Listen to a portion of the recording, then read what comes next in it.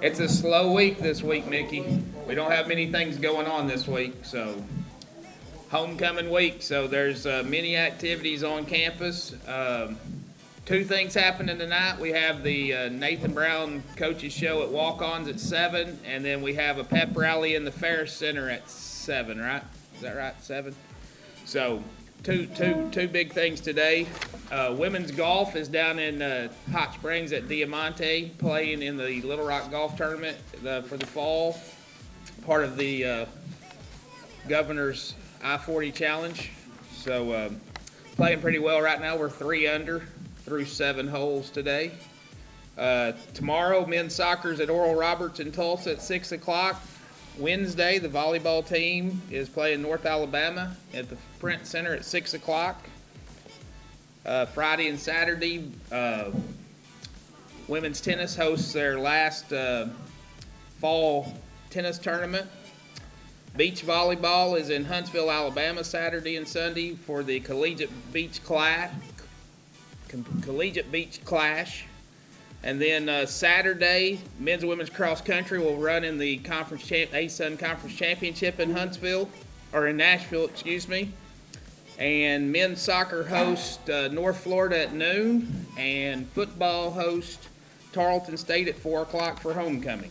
And then on Sunday, to finish off the week, the women's volleyball team hosts Stetson at noon in the Print Center.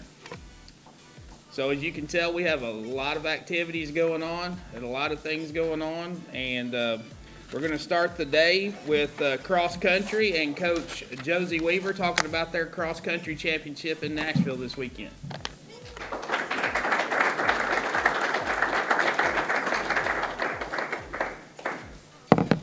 When Daryl announces me, he doesn't steal all my stuff like Steve, so I've actually got some stuff to talk about. Yes, good start and a little bit of bad start to the week for us right off the bat from Alabama. Good news was our number 3 guy, we left him at home a couple weeks ago at Alabama to get healthy, and he's ready to go. So we are full strength on the men's side going to the conference championship. On the women's side, had a young lady, KJ Wagner. She ran the best race of her life, gets back, wakes up the next day, says her foot's hurting, and she has a stress fracture. So we lose our number 3. Good news is we're probably deeper on the women's side than we are men, so we'll find some positive in it, but definitely going to have some people step up, and it's nice to have the past 2 weeks to kind of prepare that, and that's been the message of, they don't judge one of us, they judge Central Arkansas. So we're looking forward to it. I'm excited to see how we can both grow from a year ago. I guess taking with us on the trip, we lose one guy that's on our team due to graduation. We're pretty young there, and we lose one female due to eligibility reasons. She'll be on the team next year for track, but should be a pretty good day for us there. I think we're significantly better, I think, on the women's side than a year ago. They have been hungry and eager to get after it and show kind of the growth of the program.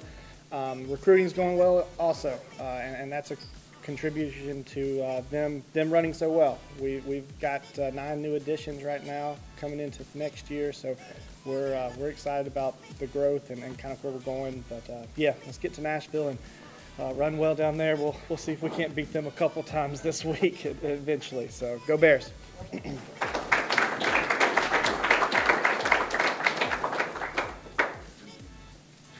Look, I don't steal anybody's thunder, Coach. I just read what's on the sheet of paper. Sometimes. All right, next is women's soccer.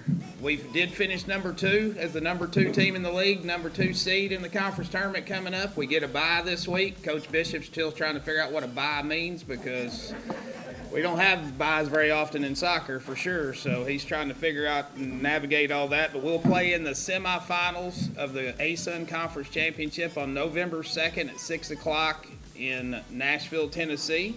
And to talk about all of it, I'll let Coach Bishop do that. So here we go.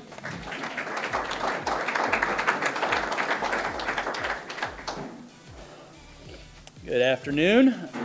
So just kind of want to wrap up the year and then preview the tournament a little bit. So we finished the regular season, the conference season in second place. So that was 11 matches over basically 5 weeks, 6 weeks.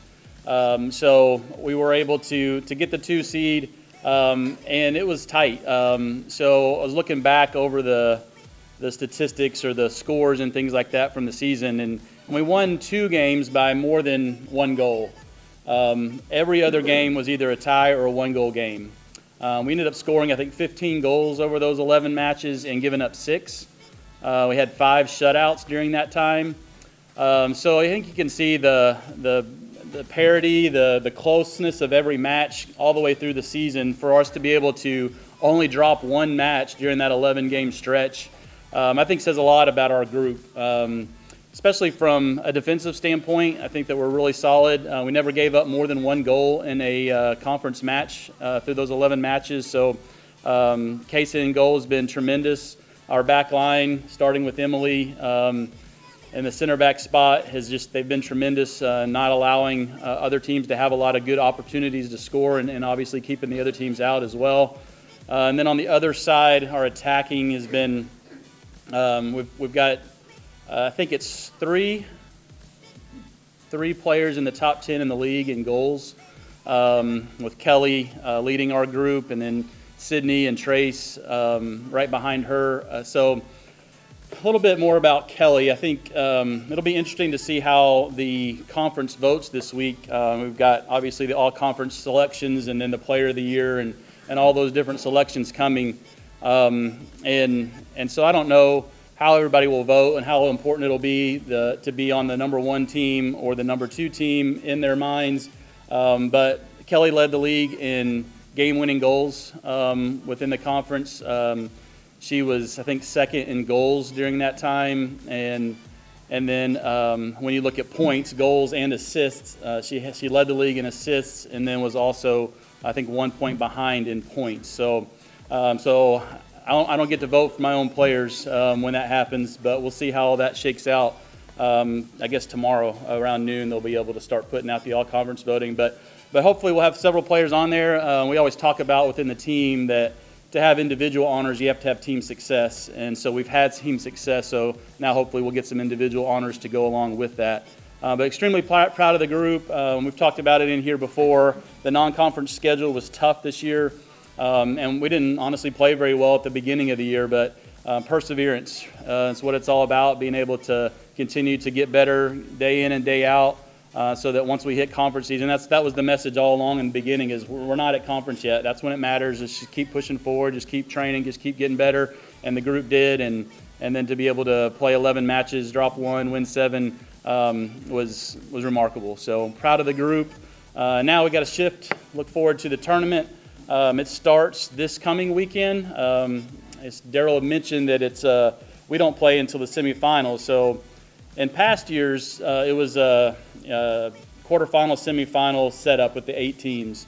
And this year they changed it to give the 1 and 2 a double bye into the semifinals, and then the 3 and 4 a bye into the quarters. So 5 through 8 have a long road to go to get there.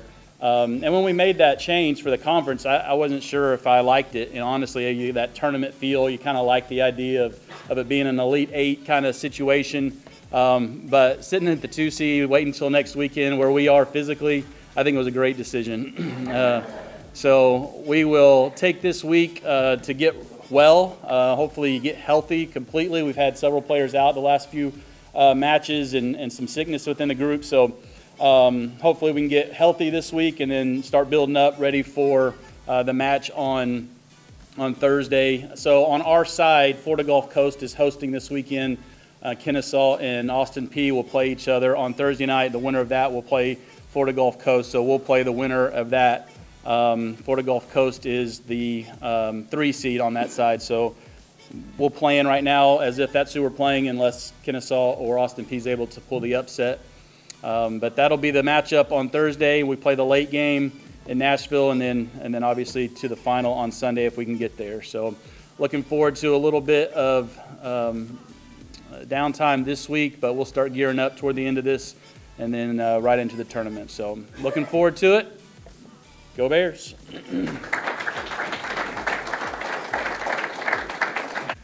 as y'all know, Coach Brown's down at the Little Rock Touchdown Club, but we brought the A1 and A2 from the football coaching staff up here to talk.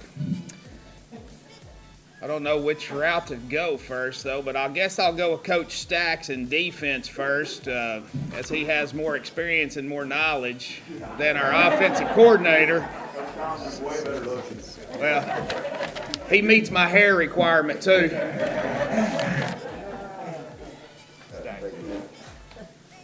How are y'all? First of all, I want to thank y'all for letting me come back to y'all's great town for a second stint. I do. Because I've been coaching for 35 years, and this is by far the best town that I have ever lived in. So, and now then y'all got my daughter, she's helping Jenny in softball. So hopefully y'all gonna keep one of us around for a long time. So after these past 3 games, I don't know how many more of that I can take. Because it's been very, very stressful. Very stressful. So just coming up about who we're fixing to play, it's probably the best talent that we've seen. I know they have 3 running backs. They're not as good as our running backs, but they got 3 good backs. Number 4, number 9, I'll just give you numbers. 4, 9, and 30. I just found out before I come up here, they're ranked 19th in the country in rushing offense. So we have a big challenge. And I know they have the receiver, number 6, who didn't play for the first, he was out for 3 games, but he come back game before last, and he just adds another dynamic to what they're doing offensively. I'm kind of like, Coach, we've had an open week. Sometimes you like open weeks, sometimes you don't, but I do think this open week has been good for us, so it gives us a chance to let some shoulders heal and just, kind of get away from it just for a little bit, because them guys, they put in lots and lots of effort, and I know they're fun to watch. They're fun to coach. I know that the unity this team, defensively and offensively, that we have has been something special, which from a guy that's been around for a long time, you take that stuff for granted. We're excited about the game. I hope we have a big crowd. I know homecoming, you worry about distractions, but our guys, especially defense, I got a bunch of older guys, so they know how to handle stuff. So we got to do a good job. We got to stop the run this week. We got to limit their explosive play. So when number 4, he breaks out for a run, y'all don't be talking about the coach. All right? So we just got to get him down and make him snap it again. So we're looking forward to it, and I'm going to let who y'all came here to see, Coach Collums, come talk now. Thank y'all.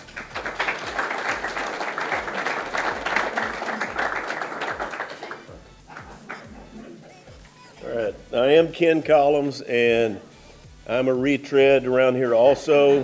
The thing is this is such a great place, and we can joke about it and whatever, but it's like you go off, you take other jobs, and you get kicked around, and then you want to go back home, and it feels better at home. That's what kind of Stacks and I've done, and so.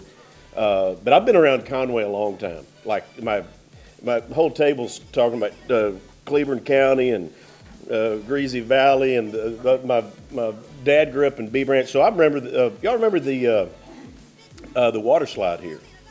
Who remembers the water slide? It was still the best water slide I've ever been to. Awesome. It was awesome. I used to all the big boys with the white mats would go up there, and I was thinking, I want a white mat. Mine's blue, and it must not be as fast because I can't get up there and ring the bell. Oh yeah, that was. But anyway, so it is. This is a great place. We're in a good spot, and I do like open weeks. Just to sometimes it's good. Sometimes I think it's always good. I got to go fishing to my happy place on the Little Red, so. That was good therapy. I needed a little bit of therapy after the last 3 games, but things are good. We got a good outfit. At times, offensively, we play really, really well, and I know it's frustrating sometimes for you guys watching. Like, why don't they just score all the time? Why do they have to wait till the fourth quarter? And I'm the same way. Amen, amen, amen. So, yeah, it's just that's the G-rated version of our last 3 games. But I'll just open up for questions or whatever you guys want to talk about. We can talk about Coach Stacks. He does a good job of doing that with me. But we can talk about offense. We can talk about our opponent. Whatever. What questions? And he talked about what offense, especially the 3 to look at. What are you looking at? As far as our upcoming opponent, okay, so they do a really good job. They're very athletic.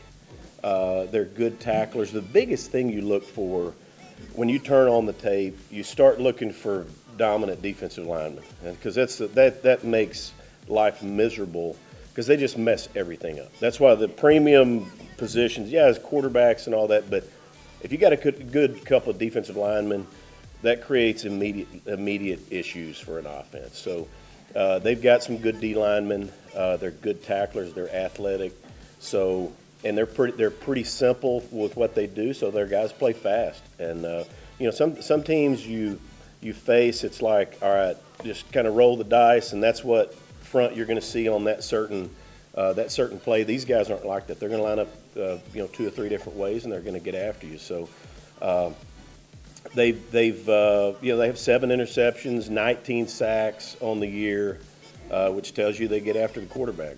And but I feel okay. I feel like we can throw the ball a little bit.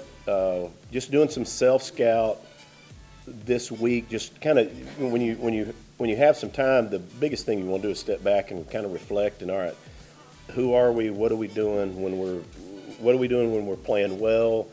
Are our guys getting the ball? Do the key guys getting the ball? And we're throwing the ball a little bit more than I thought we were, and which is normally we're almost 50-50, but we're a little bit heavier pass, and that's interesting. With the running back room we've got, it's like, well, just run the ball, just give it to those guys. Well, but we have playmakers out wide, so and the whole thing is trying to balance all that. It's like it's not all about trying to scheme to get somebody the ball, because you can look up and, hey, it's 3rd and long because I'm simply trying to run these certain plays, and the look wasn't good for it, but we're running it anyway.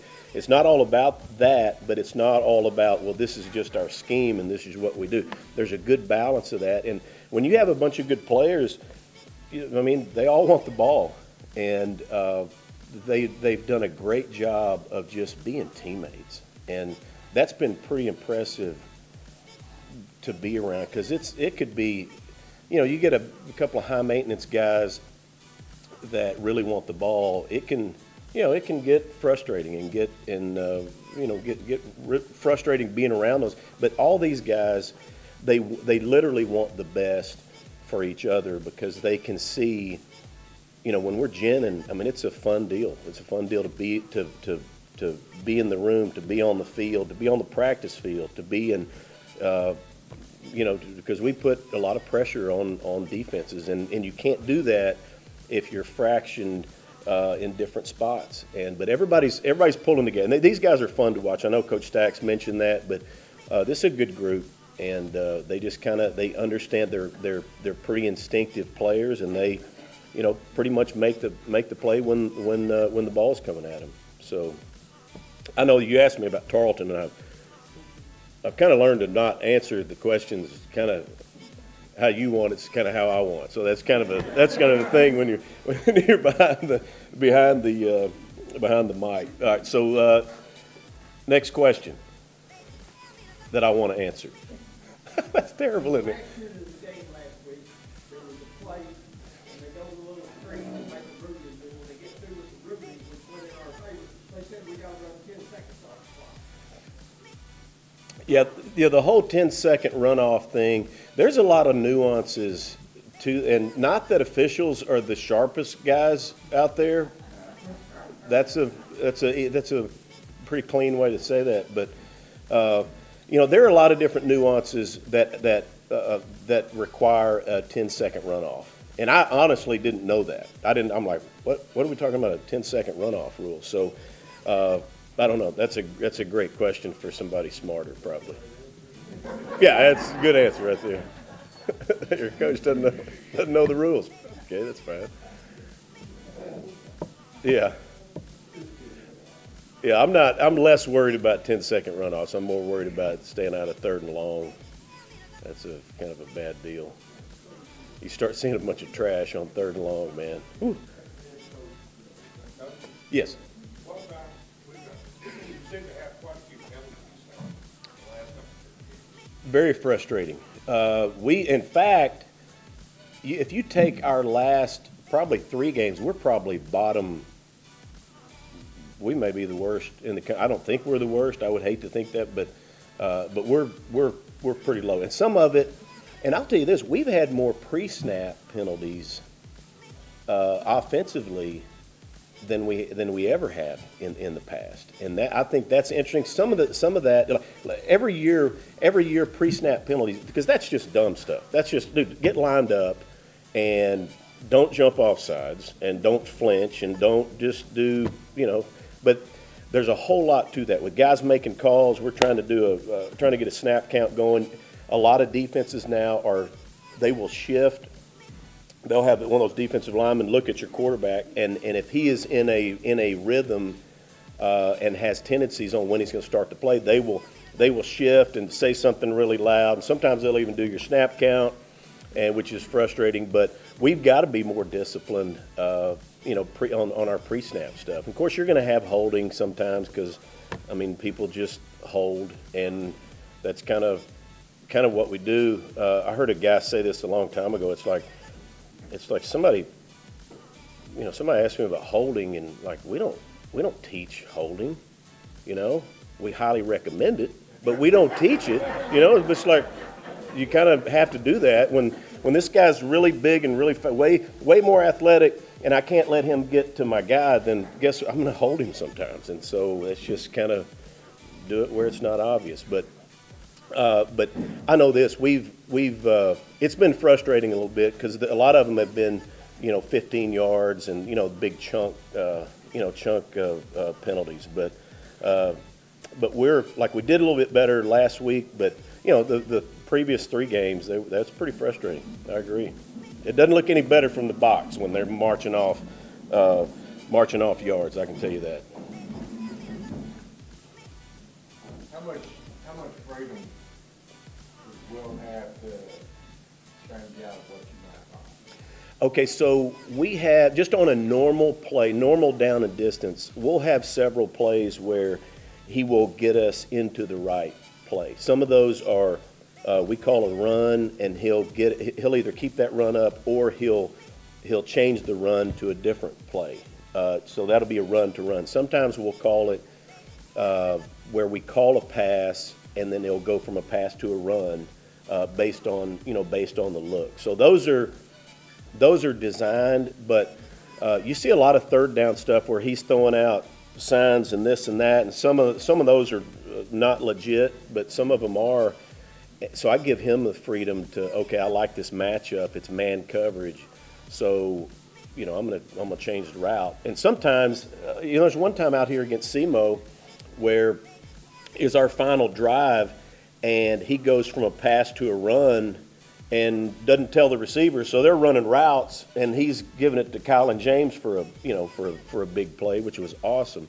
But he has freedom to do that stuff, whether it's run to pass or just changing the route based on, man, I like this matchup. I know my guy can. And sometimes, it doesn't work all the time, and I'm sitting there just going, just run the play, man. But he knows what he's doing, and there's a trust level there. The whole thing is based on trust, and that's with any relationship, but definitely because he's been around, this second year, he's earned our trust, and we've earned his, and it's a good deal. And he's playing well. He's not perfect at all, but I like where he is. He knows what we expect and what we want out of certain things. Every now and then, the wheels will start wobbling, or y'all see it in the stands. It's like, oh my God, what in the world was that? Well, I'm saying the same thing. Okay, it's just I know exactly what happened, which is more frustrating. So, but I do like where Will is. he's an instinctive player. You can see him, extend plays, which is pretty cool. Sometimes when guys extend plays, you're just like, oh no, no, no, no, no, no, no, and then they throw a pick or something. But he hadn't done that, and he is things have really slowed down for him as far as just him functioning and seeing people. He can get to the sideline and go, this is what happened. I'm like, yeah, you're exactly right. That's what happened. And it's when they start seeing like weird stuff, like the safety did this. I'm like, no, he didn't, man. It's not good. But I like where he is.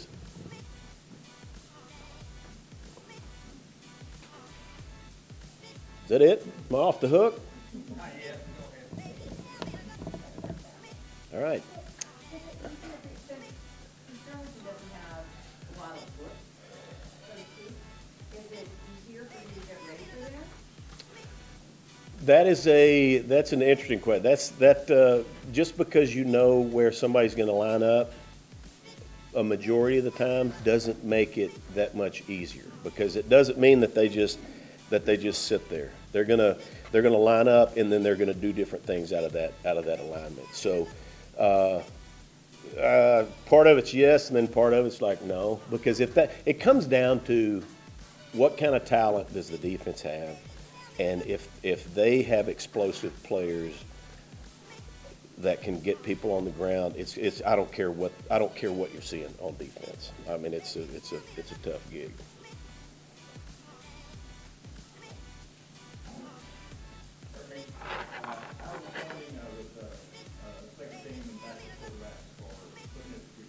Yeah, so Austin Myers is my number 2 guy, and I mean, he looks good. I like where he is, and he just needs some game reps, but he's athletic, he can throw it, so I'm excited about him. He's kind of my main guy right now, and he's progressing. Wonderful person, super eager to learn, and he's what you want. And so he's from right down the road from Bologna. So I like where he is. I'm very pleased. So if he runs out there, don't everybody go, oh gosh, Austin's. No, it's fine. It'll be good. We good? Awesome.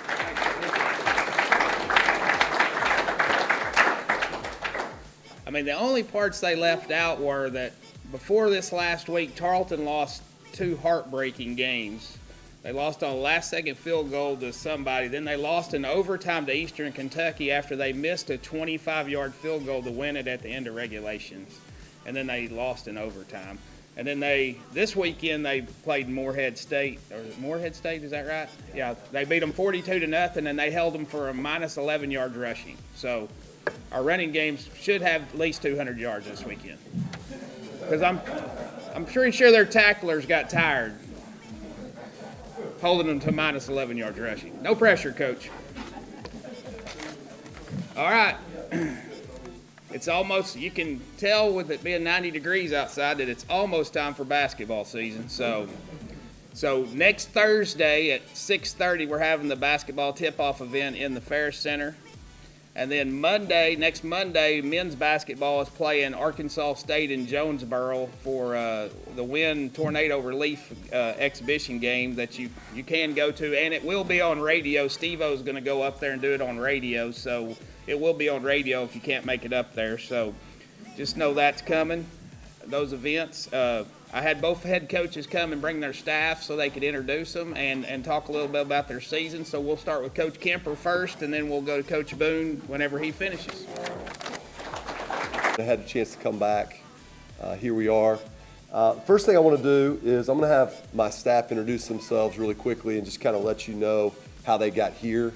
We'll go left to right. So Haley Estes is first.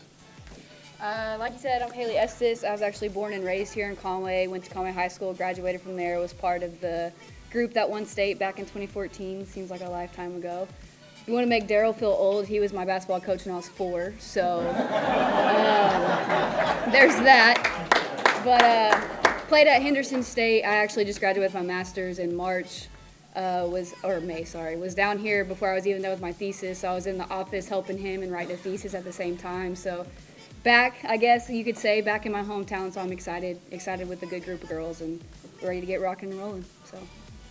KP, go for it. Believe it or not, I'm this short, but I do coach basketball.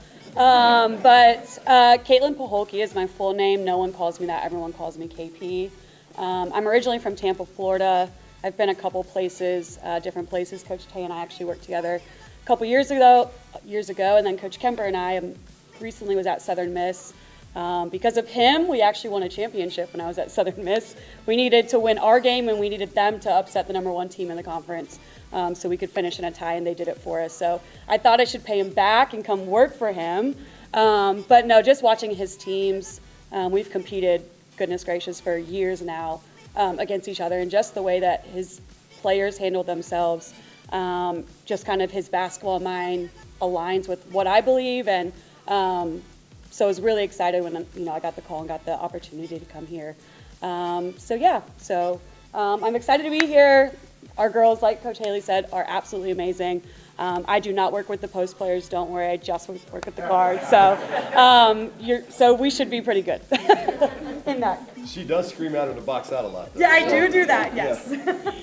Hi, I'm Tanea Beauclair. I go by Tay. I'm originally from Texas. I played at the University of Utah. I was a graduate assistant there for 2 seasons before going to work at the University of Evansville with KP for 1 season as the director of operations. And then the last 2 seasons I was at Evansville as an assistant. Was just looking for a new opportunity, and KP called me and was like, hey, are you interested? Like, Coach Kemper is looking for another assistant. I got to talk with him and just get to know him a little bit over the span of 2 weeks. So it was pretty quick. But just felt like it was really good energy. He was excited about what we could do here at UCA and the history of women's basketball here. So I'm really excited to be working here. It's been awesome. I didn't know anything about Conway before that, but it's been good. So yeah, we're excited for season.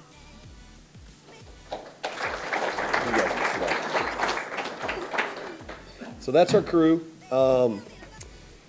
Talking about KP, I think, talked about our players. We do have a really good group. I think when you anytime you take over a program, we had a lot of turnover, and in this day and age, it's actually okay. Like you can manage it much faster than you could a couple years ago, and we sort of did that a year ago at Marshall. We signed 10 new players last year at Marshall, went into a new league and competed right away. I think 4 games left in the year. We played a home game against a Texas State team that got us by 1. That if we win, we move up into the top 4. And we got beat right at the end and kind of finished 6 or 7 or wherever we finished. So I really believe you can do it pretty quickly now. I haven't played a lot in the A-Sun, so I don't know that well all of the teams. But I am pretty comfortable with the team that we put together in a short amount of time. We had 1 super secret scrimmage, which I guess I just let you know, so it's not super secret anymore. But we played Saturday against a team that I know pretty well and that's pretty talented. And our first quarter was our worst quarter, not surprising, just because everybody's new, right? Staff's new. There's not a single player out there that has heard me coach with the lights on. And I thought we acquitted ourselves really well. We were good athletically in the game. I'd say that's the hardest thing to judge when you're in practice. It's like, okay, well, can we make shots against somebody else, or is that just because we can't guard, And I thought we actually shoot the ball really well. That's the one thing we didn't do the other day. We didn't shoot it great. And I think that is a compliment to the team we played. They have some length and some athleticism that maybe is a little bit longer than us, but we out-rebounded them, something that maybe I thought we couldn't do, some little things like that. So was really pleased with where we are right now, and we have a little bit of time to grow before we play Hendricks on November 6th. Much like Coach said, we have a tough non-conference schedule as well. We are not at home very much before we start conference play, and so I think, talked about building a brand new team. We have 10 new players, 3 returners, new coaching staff, but everybody is on paper back next year. So if we can look out there you know, I think that we have a chance to really grow into something pretty good. And I think we are. But, you know, I talked about the early schedule. I've got to do a good job, maybe bringing you in to talk to them about, you know, resiliency, because it will be hard to go on the road constantly. And sometimes you can play really well, and it doesn't feel like it because at the end they get you. And so, you know, we got to really do a good job of keeping them together through that. I think we can jump up and bite some people that maybe don't know that right now, but we're not going to say anything. So excited about the crew. They'll represent you guys really well, I promise you that. They already are. It's probably one of the best groups of people that I've ever been around, and that says a lot about them. So I'll take questions too if anybody's got any questions about women's basketball.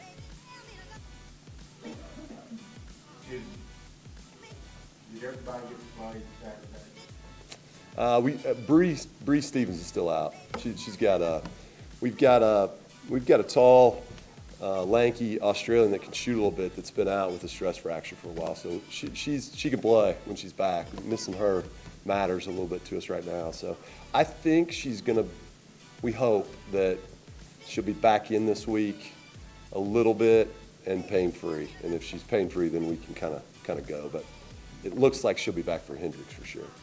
So, is that it? Thanks. Come see us.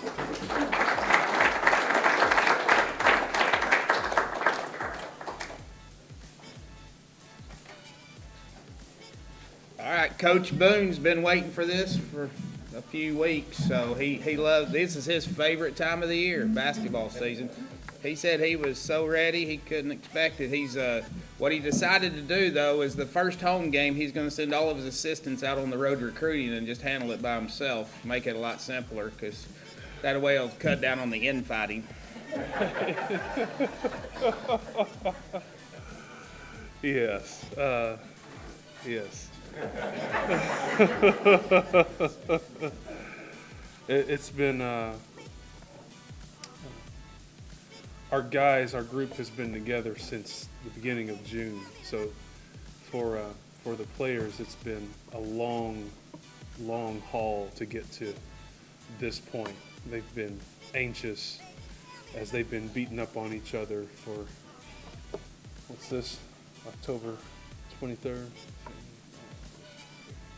It's been almost 5 months now that they've been working out and hitting each other, and they still love each other, but they're kind of tired of seeing each other. They're ready to play against somebody else. So, and while as players they are, as coaches, we're not ready for that. We feel like we want another couple of months to keep preparing, and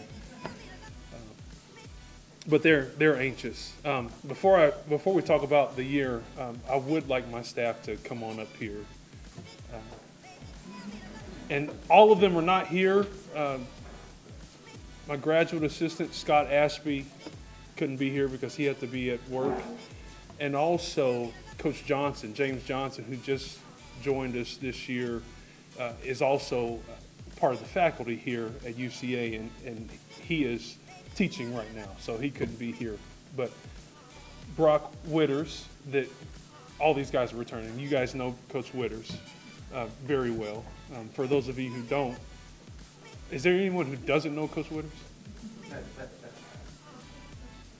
Yeah. Brock's been here for, what's it been, like 6 years now? 5 years, 6 years? 6 years.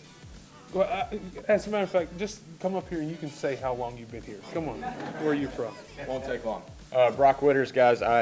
Born and raised in the state of Arkansas. Played college basketball at Lyon College, Batesville. So I've been here 6 years now. Started here as a GA and love it here. Enjoy working for Coach Boone. Coach Rolf Sema is our strength coach for the last couple of years. Go ahead. Hey, I'm Elias Rolfsema. I'm the strength coach for them and the Fantastic Ladies. This will be my 5th year at UCA, so fired up about it. I think physically on both sides, this will be the best that we've seen in quite a while, so really looking forward to that. Yes. Coach Cranford has been. Year 5. This is year 5. Yes. Yeah. Go ahead. Already year 5.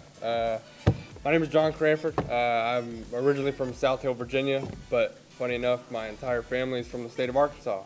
My mom went to school here when Scotty played here. My dad's from Sheridan. I have family in Marshall, Benton, Bryant, so kind of an Arkansan by association. And it's funny, my parents and I, we flip-flopped. They still live in Virginia, and I live here now. So started here as a GA, have really been blessed to be here. God opened some crazy doors and closed some crazy doors for me to come here. I've really enjoyed being here, so thank you. Coach Boone. Thank you. Coach Cranford worked with Coach McKay, who I got to meet and know when I was a player back in the 1900s. And know very well. Coach McKay's been a great mentor. And also, I go to church with some of John's relatives that he doesn't really know very well. And then Coach Price has been here the least amount of time, but I've actually known him longer than anyone here. So. How you doing? I'm Jeff Price. I'm the associate head coach, and I'm starting my third year. And like Coach Boone said, we've known each other for about 20 years. And this crazy thing about us working together, we've talked about for many times. And on March 16th, he calls me and offers me the job to come to Arkansas. But he says he started, he goes back to the 1900s. But what he doesn't say is, when he graduated from high school, I could have recruited him to come to my Division II college in West Virginia if he would have answered the phone. But he wanted to go to Ole Miss. He didn't want to go to a small liberal arts college in West Virginia. But I've coached college for 33 years, 20 years head coach in Dayton, Ohio. Was also athletic director for 8 years, coached Division II basketball, coached Division II golf. So I've been around a little bit. My wife and I, Cindy, we will have been married coming up here 40 years. We love it here in Conway. Our youngest son moved to Helena, Arkansas, to bring the grandkids closer to the grandparents. So we've kind of made a home here and learning how to navigate the traffic circles.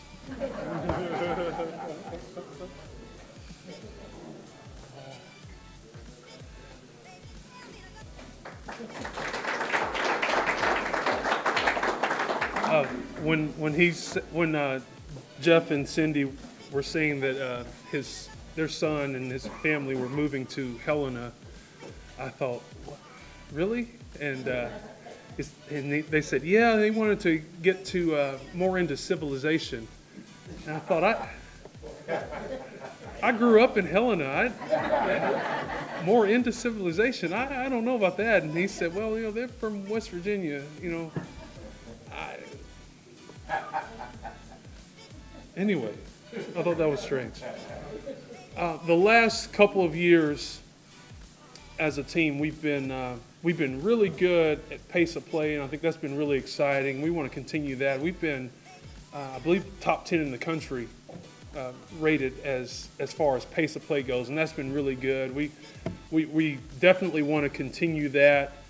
We've pushed that on our guys. We've established that very well. Half the team is new, so there was a little bit of work to do that, but we've got a good group coming back, a good solid core group coming back that have helped. That core group went through a lot this past year, as you guys know. Last year was a little bit of a struggle. There was a little bit of adversity there for everybody involved, but they all grew through that and learned some resiliency, learned some perseverance. And some of the older guys, some of the returners really have stepped up to help provide some leadership. And one thing I want to bring out about the returners, and one in particular that we didn't think we were getting back, and Cam Hunter coming back after he had entered the portal. Side note on the portal, in men's basketball, on average, the last year or two, most teams have had, I think, about 5 guys from their roster on average enter the transfer portal, which is a lot. And it finally hit us last year where it was about that much, or maybe, I guess it was about that much last year. So we ended up losing half our team, and Cam was committed to a school. He was certainly sought out by a number of very good basketball programs, and he was committed to a school. But he decided to come back here, and he gave up what a lot of young men would not be able to give up in terms of attention and prestige and where he was going, and what he would have gotten on top of that as far as what basketball players and football players and some other athletes can get in their deals that they can get where that their NIL deals. He gave up a lot. A lot of it is mainly because, one, we do what we can to create an environment of love and family with our program.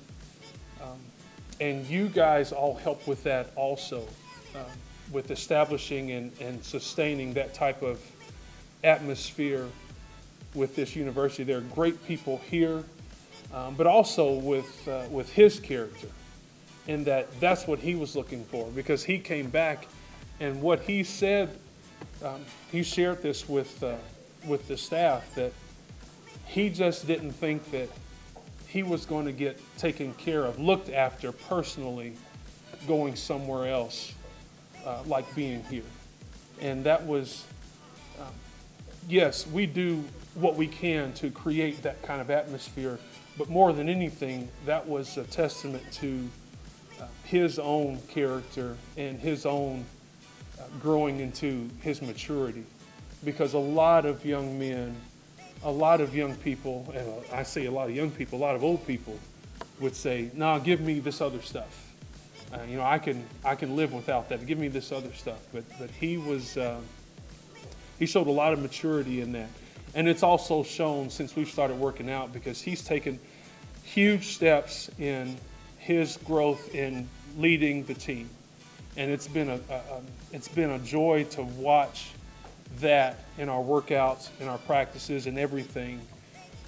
And will his stats be different this year? Probably not. He had really good stats last year. Probably won't be any better necessarily, but his effectiveness with his role on the team will lead us to, I believe, will lead us to vast improvement over the last couple of years. Again, half the team was new, is new. We've addressed some issues. One, shooting the ball. We brought in a few guys that shoot the ball very well. We have a couple guys returning to shoot the ball well. Messiah Oluwakari is back and was our best returning three-point shooter. CJ Daughtery was a freshman last year and had a really good freshman year, especially near the end of the season, and he's doing well. Daniel Solfield is a transfer from West Florida who did some of everything at West Florida, Division II school in Pensacola, Florida. He's from New Jersey, but went to school at West Florida, and we're looking for him to provide quite a bit of an outside threat for us. And then a freshman we got out of Bentonville West, we're really excited about, and hopefully once he gets his feet wet with the first few games, he'll be able to be a great threat for us. We're going to miss Eddie Kailu. You guys everybody loved Eddie. Side note on Eddie, he and I correspond, and I don't know about the other coaches, but he and I correspond every day. He's doing well. He misses this place. He has said that a number of times. Again, a testament to the atmosphere we create, the atmosphere that you guys help to create and sustain. Eddie really misses this place. But we are, we also addressed a need there. We have some guys that are a little bit bigger, some guys that are a little bit better defensively. Nobody's like Eddie, of course, but we have some guys that are just a little bit different playing inside. Guys that can protect the basket just a little bit more. Guys that are going to be a little bit more consistent as far as the rebounding goes. So it'll be a little bit different look, but we think that we might be a little bit more effective overall. The main thing we've worked on two main things we worked on addressing. Defensively, we've not been very good, and that's been honestly every year since I've been here, either as head coach or assistant coach. We've not been very good defensively, and we put a lot of effort in it last couple of years, but we're doing some things slightly different that we think will help quite a bit. That should help quite a bit this year. And the other thing is helping to turn over the ownership even more so to the guys. And they have, again, the core group that we have coming back, they've taken that and they're starting to run with it. And these guys are, again, a joy to see how they are continuing to mature, continuing to take more and more responsibility and more ownership in what we're doing, both on and off the floor. And I'm excited to see how we're going to continue to grow this year. We have a tough schedule. We are on the road a lot, but we also have quite a few home games. But it is a tough schedule. We've got some tough road games. Tulsa's one. And every time I try to think of our schedule, I can't remember past the first game. I know we play at Tulsa, K-State, SEMO, Vanderbilt, Oklahoma, Missouri, LMU, and Hawaii. We play at those places. And we do have a number of home games too. We have some extra games because we host an MTE at home, and then the Hawaii game doesn't count in our limit because being Hawaii, they try to help Hawaii out. The NCAA tries to help Hawaii out by allowing them to play games that won't count against teams that they bring in. So it's going to be exciting, as it has been. Probably not. How can I say this? Like when you go to an amusement park and they say if you have cardiac issues not to get on a roller coaster, that's kind of how this team is. I've been cleared, so, but I want to warn the rest of you.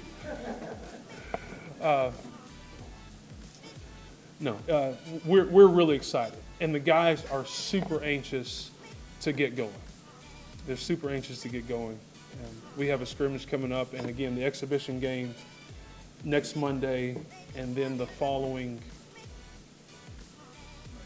Monday. The following Monday is when the season starts for both of us. So, do you all have any questions? Where is it? Where is Eddie? He is in France. He plays for a professional team in France. Yes, ma'am. Yes, I heard from him this morning already. Yes, sir. I would say, on behalf of your team, on behalf of Coach Kemper's team, I have gone to more than one practice to watch them. And you definitely want to get on board and watch these kids play. They can play basketball, and they're good people. So there's no reason not to be over in the Fair Center packing it out this year. Definitely. I've gotten to watch the ladies practice, and they are very, very exciting. And I will not to cast any type of illness towards what used to be here, but they are fun to watch. And side note about Coach Kemper, he is an incredible man. No. Are there any other questions? All right. Go Bears. Go Sugar Bears. Thanks, Coach. All right. So the women open November 6th at 6:30 at home. The men open at home on Friday, November 10th at 6:30 at home, and then they also play the next Monday at home against UAPB at 6:30. Huh? Oh, I already said it once, but I'll say it again. November 2nd is the tip-off event in the Fair Center at 6:30 also. Just so you know, all of our weekday single games in men's and women's basketball will always be at 6:30. If it is a doubleheader, it is 5:30 and 8, right? Or 5 and 7:30. What did we do? I forgot. It's 5 and 7:30, or 7:45, I think so. But just know, and we have several doubleheaders in the second semester of the conference schedule on the weekdays and on Saturdays. So there's mostly doubleheaders, not very many singles. So everybody have a great rest of the week. A lot of things going on during homecoming, so get involved. Go Bears!